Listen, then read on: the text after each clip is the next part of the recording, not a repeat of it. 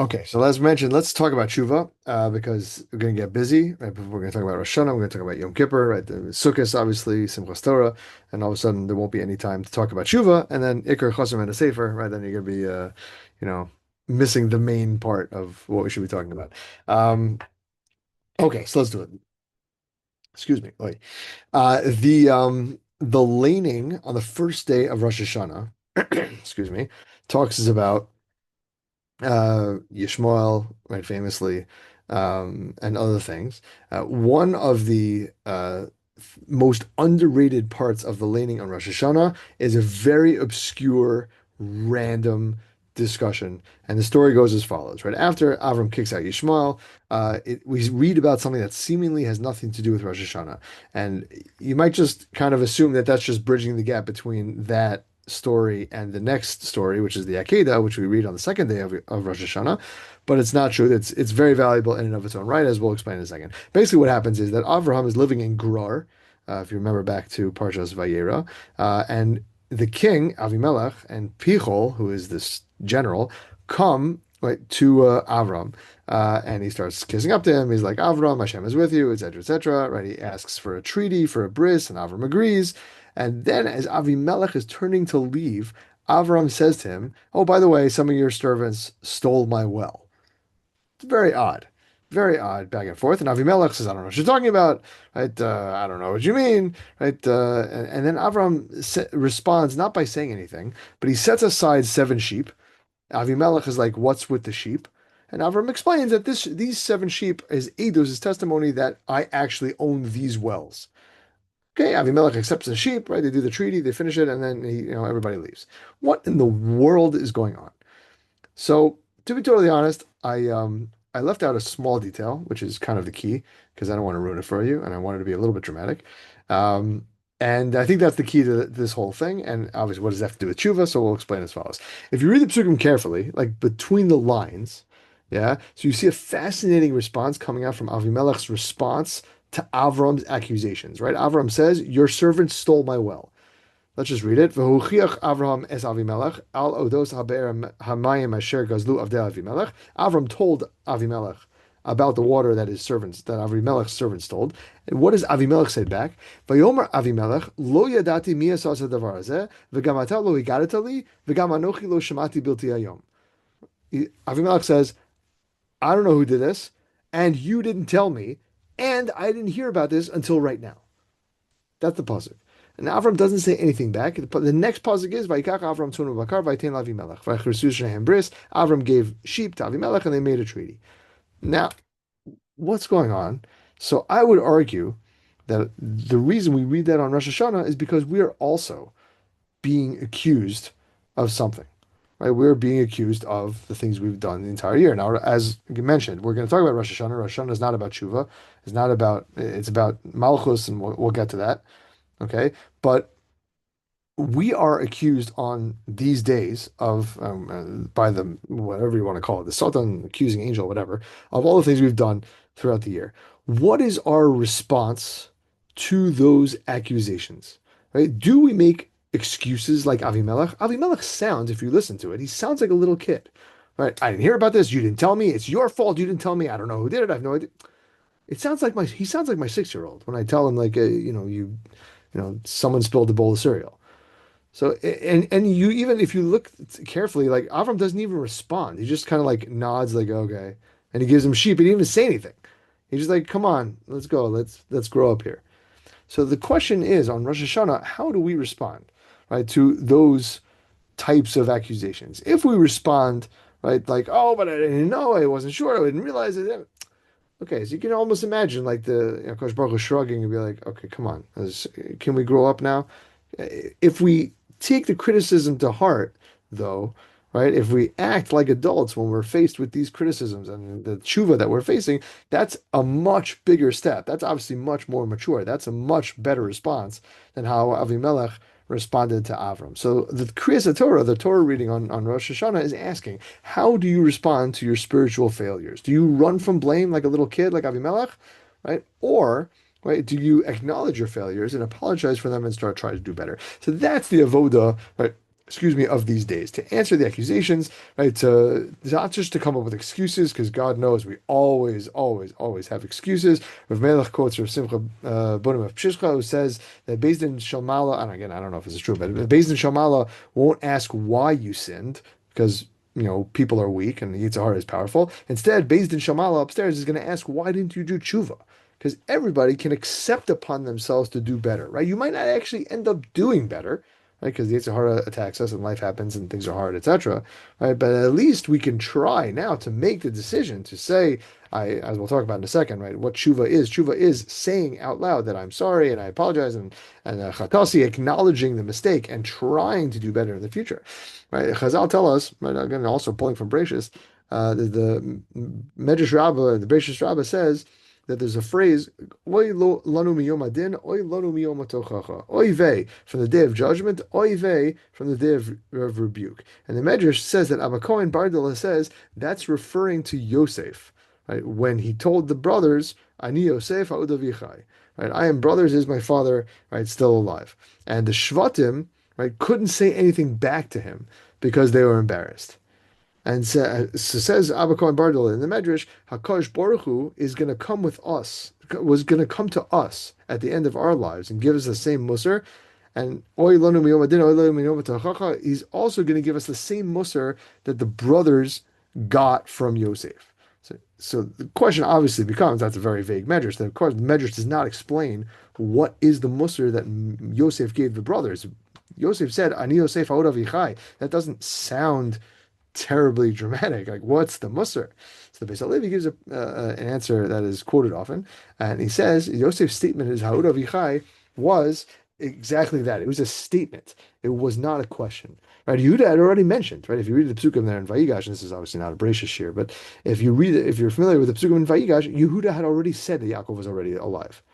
And the Medrash explains that the hay is something called the hey atamia, that it was almost sarcastic. Like, my father is still alive, right? How in the world is my father still alive after so many years of pain, right, that you sold me down here? The question becomes, right, the question that Yosef was trying to get at was that Yehuda, if you're getting, I apologize, I probably should really, if it was a real shir and we were in front of each other and I could give out sheets and notes and whatever, we'd read through all those psukim. But if you go through the psukim at the beginning of Parshat Vayigash, Yehuda is just going on poetically about how Yaakov was affected. And you can't take Binyamin. Yaakov is going to be so affected, right? He's not going to be able to live. And Yosef is like, hello, where was this 20 plus 22 years earlier?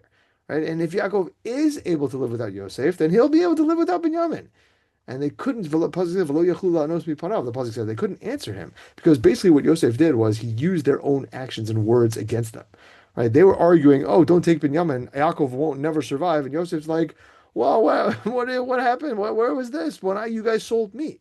And so what the Medrash is trying to say is that the comparison between Yosef and what Hashem is going to ask us on the Yom Adin, on the true day of judgment, is terrifyingly accurate because basically what the brothers were calling, what Yosef was calling out the brothers for being hypocrites. They were saying one thing, but really acting a different way.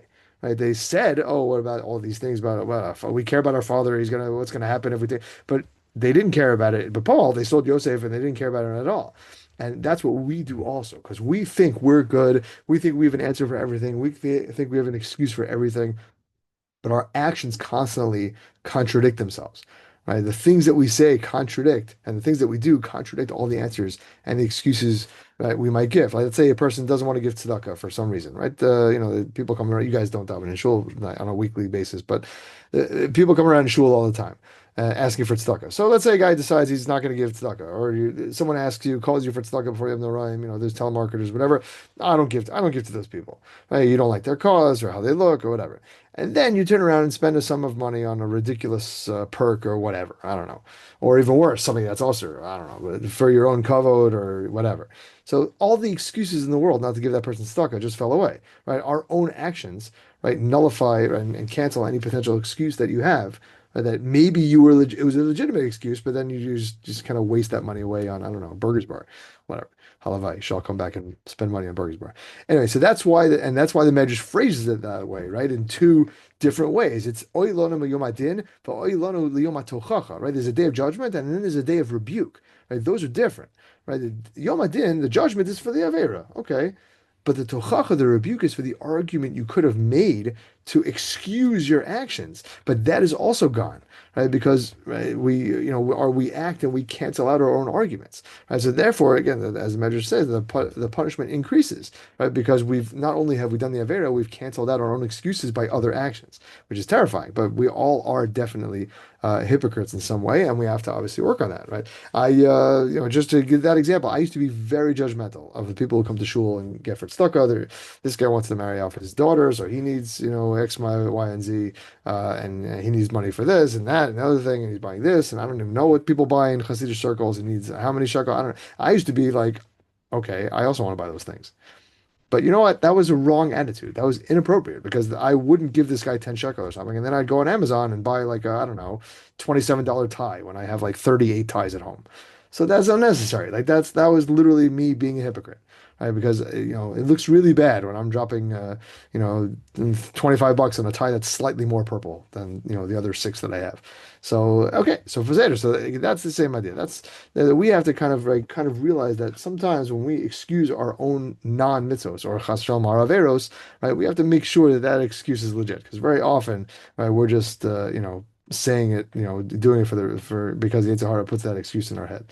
Um, and yeah, okay, well, other examples of that, but again, for example, my Rebbe Rav Sachs used to say, I'm sure he still says that when a person has excuses not to learn, right, during Zman, maybe you have homework, or you have, you're studying for your this, or you have this job interview, whatever. So fine, so that could be legit. But when the semester is over and you don't have homework, right, and now or Chol Hamoed Sukkos, and now you don't have homework or you don't have work, and now all of a sudden you're still not learning. It's easy to be like, all of a sudden those excuses are not so aren't so strong, right? Because all of them fall away. You're being a hypocrite. Now, there are many examples. So they're just two examples. I'm sure you could come up with it on your own, but that's something to be aware of. So the Iker Avoda in this time is Tshuva, as the pasuk says in the Haftorah of Shabbos Shuva, right? Pasuk in Hosea, Shuva Yisrael ad Hashem Elokecha ki chashalta ba'avonecha, right? Do Tshuva, right? Am Yisrael ad Hashem Elokecha until Hashem. Right? The Gemara tells us in Yoma and Daf Pei Vav that Tshuva goes ad Kisei HaKavod, right? Up until and all the way up to Kisei HaKavod. That's the Gemara Darshans. And Rashi explains that why does it say Hashem Elokecha? Right, Hashem, as we know, is Midas Harachmim. Elokecha, we know, is Midas Hadin. And Rashi there on that pasuk in Hosea says, do tshuva while Hakadosh Baruch Hu is still b'midas Hashem, right, b'midas Harachmim, because if Hakadosh Baruch Hu gets to Midas Hadin, obviously that's much worse, right? Elokecha. And I would argue, a shot I heard from my Rebbeim is that when the pasuk says Shuva Hashem ad Hashem Elokecha, and again, Rav Pinkus kind of alludes to this as well, although I don't know if he actually makes this actual point, that we have to put in the work at the beginning. Again, we talked about this last week. I'll just mention it for a second. When we do the tshuva, right? So when we work on ourselves, Kosh Baruch Hu has to give us Yad Ishmael. We can't overcome the Yetzer Hara necessarily by ourselves. So we start, and Hashem takes us ad, right? Ad Hashem, right? We go until as far as we can, and then Kosh Baruch Hu takes us the rest of the way. Okay. Says Rav Pinkus, what is the difference? He asks, what is the difference between the tshuva of an Amaretz and the tshuva of a Talmid Chacham? Really, what it means is what is real tshuva and what is fake tshuva? That's what he's saying. So again, I'm sure there are different pshatim with this, but I thought this was powerful. I do not know if this is in the white book, the English book. It's definitely it's in this Hebrew version of Yom Noraim. I thought it was very powerful, and he says as follows. He quotes Rabbeinu Yonah. Rabbeinu Yonah writes that in Hilchos in Shari Tshuva, he writes, "V'lo yimatzei ichur hatshuva zu l'siba amaretz amaratzim ichur hatshuva." Anybody know what ichur la'acher achar? No, different words, not acher. Achar is afterward. That's the word. That was what I was looking for. Ichur is to delay. And if there's an ichur, that means there's a delay. Like Itanya was delayed getting home from Gan today. So if there's an ichur, that means a delay. You only find a delay of tshuva by amaratzim. That says Rabbeinu Yonah. And the bracha, the Gemara Brachos in Daf Yutes says, Im ra'isa Talmid Chacham she'avar avera balayla. If you see a Talmid Chacham that did an avera at night, let's say you see it, right? Not like hearsay. You see a Talmid Chacham doing avera. Al teharer acharav bayom, says the Gemara. Do not think badly about him during the day. Shevadai asa tshuva, because for sure he has done tshuva. So the first thing, right, says Rav Pinkus, the difference between Amaretz and the tshuva Talmid Chacham is a time thing. As we talked about last week, again, just mentioning quickly, it's get to work. And Amaretz delays tshuva and puts it off until it's, I don't know, more comfortable. He has more time on his headspace. I don't know. Talmid Chacham does it right away, right? And right away, right now, today, not tomorrow, tonight, today, after this year, write something down, start some sort of tshuva process, whatever it is, right? Pick an example. I don't need to give you an example. You can all think about something in your head right away, as soon as this is over, right? Take a post-it note right over here and stick it to your wall or stick it to, the door or and start working on something. That's A. B though is what is real tshuva, as we alluded to before. What is real tshuva as opposed to superficial tshuva? And again, we've been talking about this, but and there's a lot of explanations and stuff, but let's go through one of them. Rav Pika says that an Amoritz thinks that the mitzvah of tshuva is the feeling that a simple person thinks that it's a feeling that you're trying to arouse yourself to feel about tshuva. Talmid Chacham understands that there's halachos involved. There's an actual process. There's actual work to be done. For example, and he says that let's take for example, a mitzvah of sukkah. Right? This is not a tshuva by sukkah. This is just a parable, like how simple people view one thing as opposed to how Talmidei Chachamim and from people view it. So, for example, sukkah. The Amaretz, the regular person, thinks that sukkah is about a feeling. You want to feel the chag when you walk into the sukkah. So you hang a ton of decorations, you set up the lights, all etc. etc. etc. Talmid Chacham realizes that while all those things are nice and they're important, the first thing you have to do is check the kashrus of the sukkah. You have to check the walls. If you don't have a simple sukkah like we have on our porch, you have to make sure you got the 90-degree angles, and you have to have the schach everywhere, and the schach has to be kosher, etc. The ikar of everything is sitting in the sukkah, al pi halacha, on sukkahs, right? The decorations are nice, and the feeling, the beauty you get is important, right? There's a whole inyan of hitter mitzvah and making mitzvahs beautiful for sure, but the first thing, aleph base, is that you could sit in a kosher sukkah. And the same thing is true with tshuva also. The Amaretz, and again, I use that phrase very, very loosely, right? And Amaretz is someone who thinks that tshuva is a feeling. Again, Amaretz, just to be clear, and is it like a derogatory term? It's like an insult. I don't mean that. A simple person thinks that tshuva is a feeling, right? They skip davening, right? One day they sleep late, and so let's say they accept upon themselves to, I don't know, learn Torah at night, or to fast, or like to give tzedakah. So that's nice, but that's not tshuva, right? That you should do that, but those things make you feel better, right? As if you like made it up to Hashem, right? So that's not tshuva, right? Tshuva is saying chatasi avisti pashati, saying I messed up, lo ashuv oda. I'm going to try and not miss davening tomorrow, right? That formulation. And just like if you get angry and you yell at your friend or your spouse or whatever, or your parents, you can't just fast and make it up to them. They don't care that you didn't eat for 12 hours. Right? It doesn't do anything unless you go up to them and say, "I'm sorry, that was wrong." Right? It doesn't help.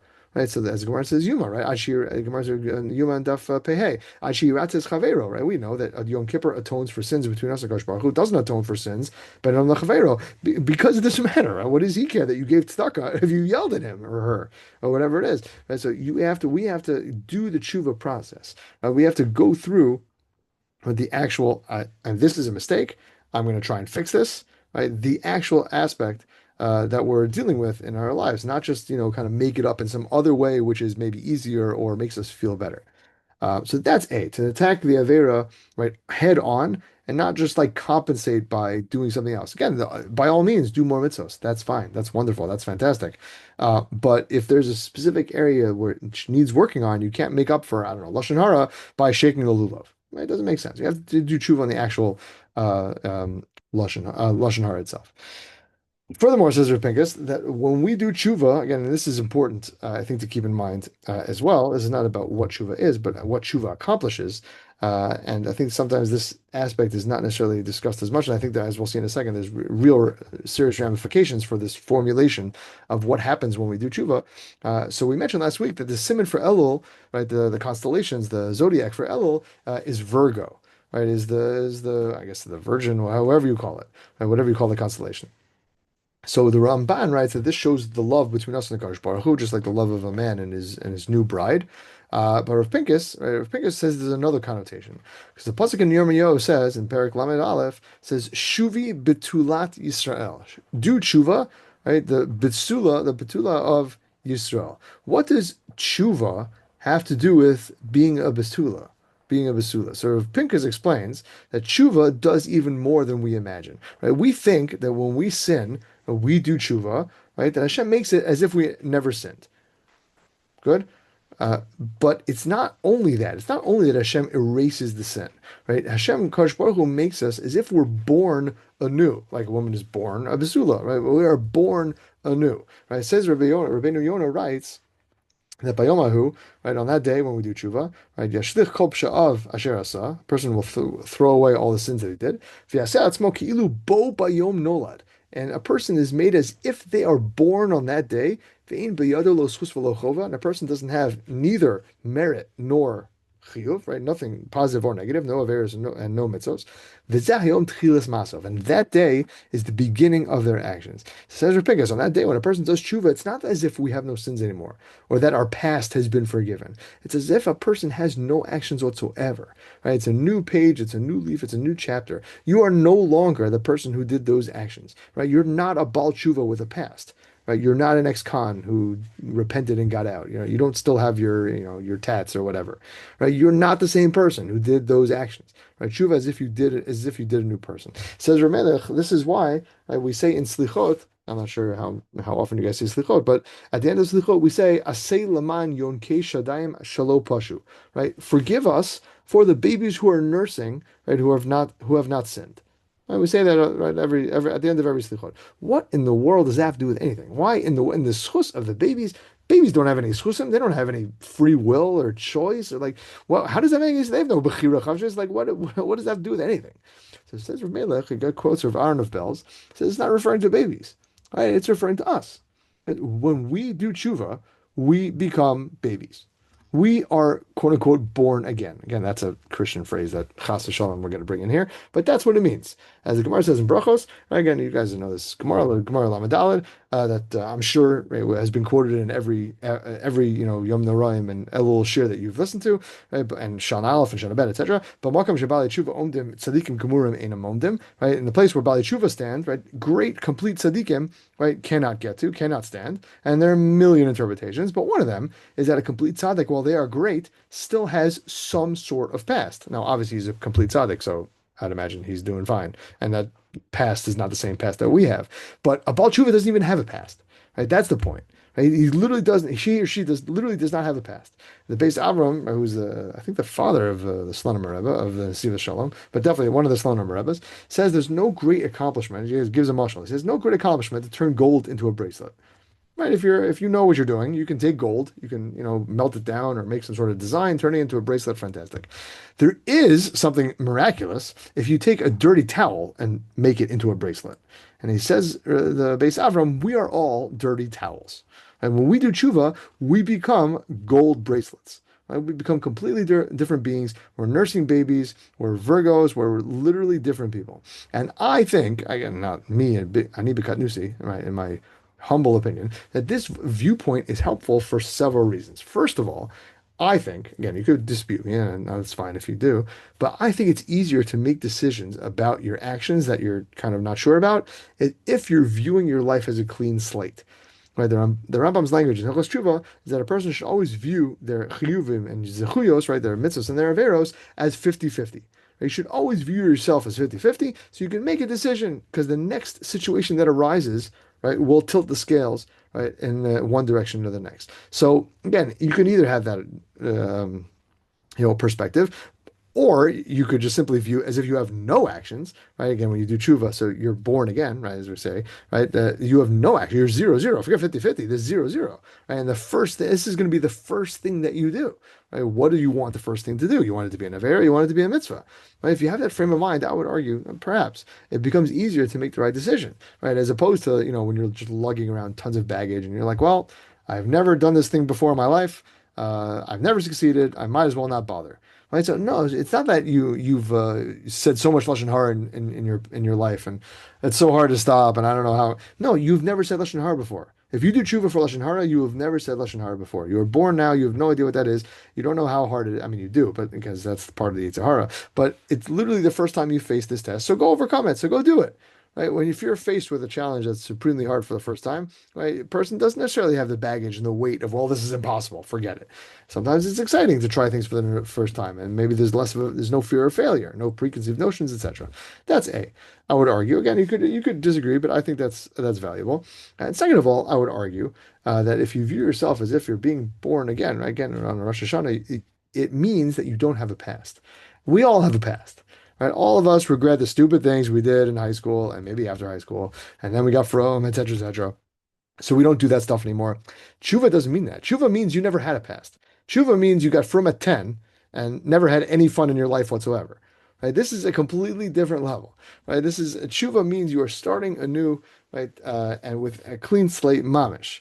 And that also is helpful, right? In kind of guiding yourself and thinking that, oh, I'm not bogged down by previous failures, etc. Right? This is a real opportunity. No matter how many times you've failed at X, Y, and Z, whatever halacha you're working on, it's a real opportunity to start fresh because, again, in Kodesh Baruch Hu's eyes, you've never done that before.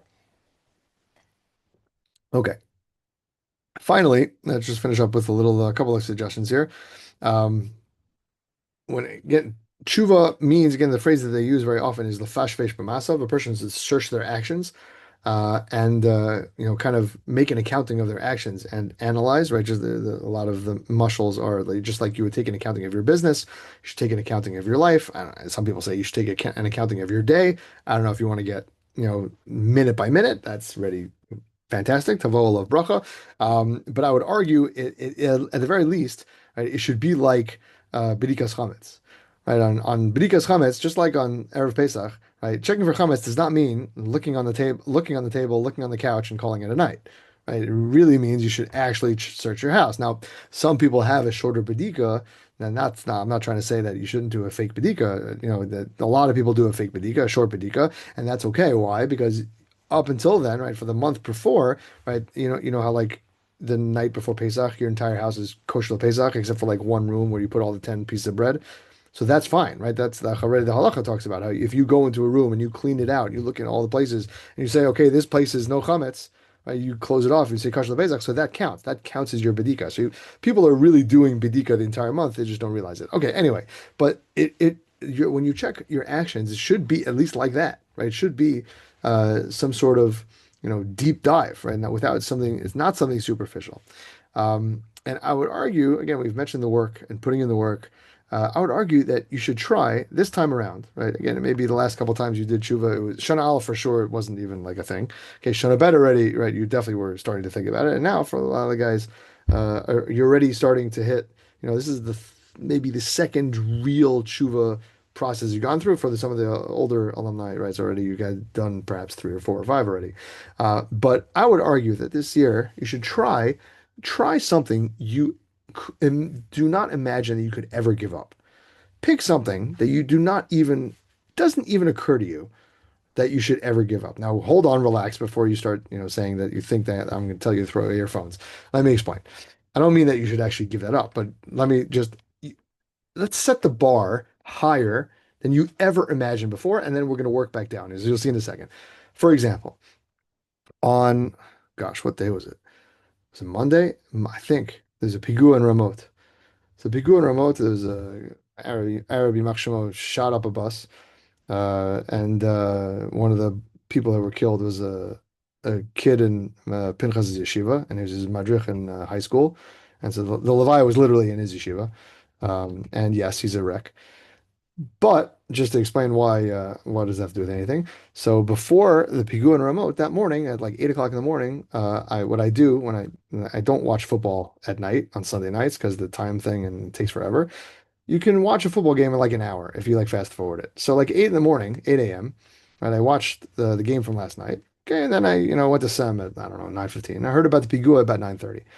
So I thought, could again, our approach, right, is that spirituality protects. The Gemara says this in many, many places that the mitzvos and Torah and all that type of stuff protects Am Yisrael. Again, I'm not going to give examples because we've talked about it before and you can find it on previous shiurim, but there are Gemaras all over the place that says that learning Torah and doing mitzvos protect Am Yisrael. So it popped into my head, could I have prevented the pigua if I had been learning Torah instead of watching football? Now, obviously, that's ridiculous. And the Yetzer Hara is trying to get me to feel bad about myself. And, no one should ever think that, that. But I was starting to think maybe I should not watch football. Is that an overreaction? Is that blaming myself too much? Maybe not. Now, again, I agree with you. I think that's overreaction, and I think it's easy harder trying to get me to feel bad about myself, etc. But it started to think I was thinking that yes, this is maybe perhaps how Chuva should start. Maybe we should take something that is so far beyond. I love football. For me to give up football would be very hard. But maybe I don't need to spend an hour and a half every week watching a football game. I don't know. That's something to think about. What I'm trying to say is, it would never occur to me going if I would just sit down and be like, all right, what do I need to work on in my life? It would never occur to me that I would be like, I got to get rid of football. It wouldn't even pop into my mind. It would never occur to me to you for you guys, examples for you guys. It would never occur to you probably to drop Netflix entirely or get a kosher phone or I don't know, insert whatever very out of the box, crazy, insane wear a burqa. No, chas v'shalom, I'm kidding. No, try some crazy example. But maybe we should kind of entertain those possibilities and then maybe back down a little bit and come back off of that ledge and find something that we can accomplish, right? Maybe we're not going to chuck Netflix entirely, but maybe there is a show that you really should give up. And the only reason you're going to consider giving it up is because you considered chucking everything.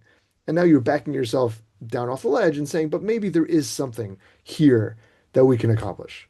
Right? Maybe I don't need to, skip football entirely, but maybe I could watch every other week or something, and I could learn during that time. Right. Again, that's something I never would have considered, but maybe since I'm in that realm, I'm thinking about it. Right. I'm going outside the box. I'm going outside of the comfort zone. Right. Don't only go back to the basics. Right. We talked about it like every year. We go back to the basics. Lashon Hara, Shabbos, davening. Yes, obviously work on those things, but also take a leap and think about maybe this is relevant for me. It may not be.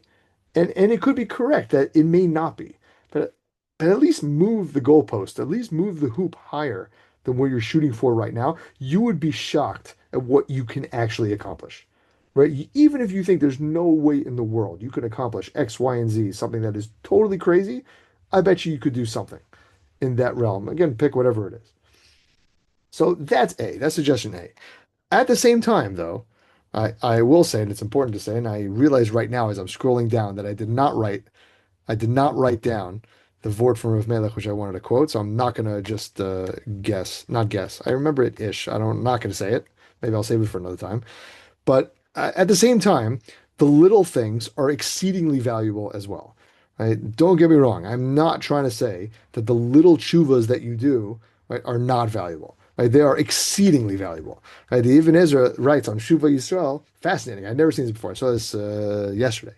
That the Ibn Ezra comments on that pasuk in Shuva Yisrael Ad Hashem Elokecha, the pasuk in Hosea. He says, fascinating. This is great. I love this so much. He writes me'at me'at ad Hashem, a little, until you get to Kosh Baruch Hu.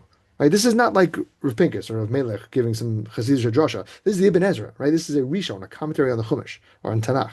Right? Saying tshuva is ma'at ma'at, a little bit at a time, right? One step after another, right? And I'm not saying, right? I gave the suggestion of trying to think higher, but don't ignore and don't underestimate the little things, right? The little steps, right? That you need. I do remember just one mashal. This is not what I was going to quote, but I remember when Rav Melech came to Arnov, he gave a mashal that if you're lying on the train tracks, for example, right, and there's a train hurtling at you, right, blaring its horn, right? I've told you guys this before, I'd imagine, probably.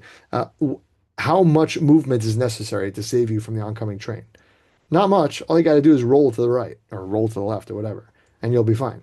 So it's not that, right, the little things are not valuable. They're supremely valuable. And Akash Baruch Hu loves them, right, just like, right, these great, amazing things that people do.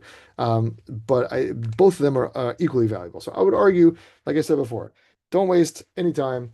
Post-it note, put it on your door, pick something, right, that you're doing. There you go. Excellent. Naomi's are more yellow than mine. I'm very jealous. Neon yellow is always better than regular yellow. Anyway, um, pick something. Don't delay. If you're in a car, do not do this. Natalie, do not in your Tesla. We bring back the Teslas. Do not write. I'm just kidding. Do not write down in your car. Do not look at me. Like, look at the road. Okay. Drive safe. That's what you should take. And yeah, and get to work and start working and pick something small. I would argue on the post-it note, take two things.